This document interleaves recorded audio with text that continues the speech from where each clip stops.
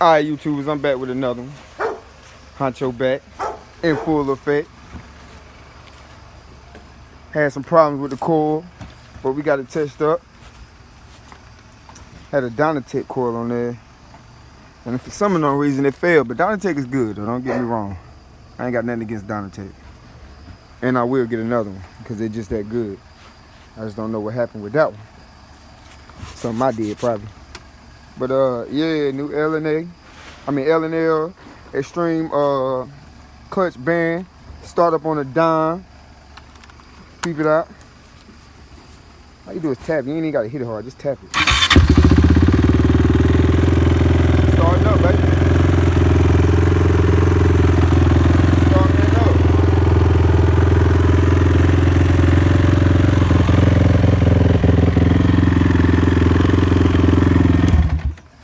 Yeah, but the coil I got on the nice, I think it's a AMR or something like that.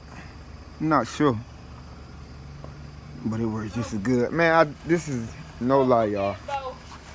I changed the kill switch, key ignition,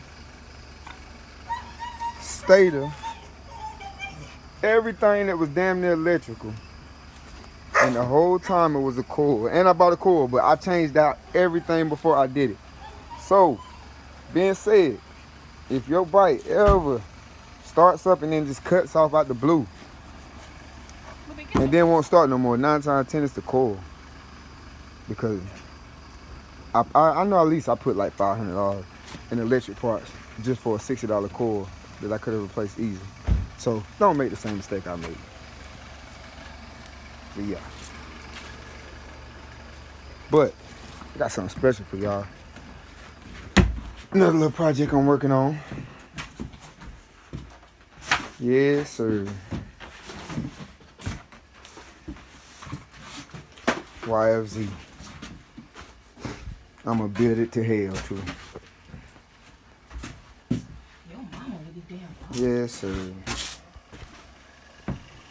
That's it for today though. Till next time.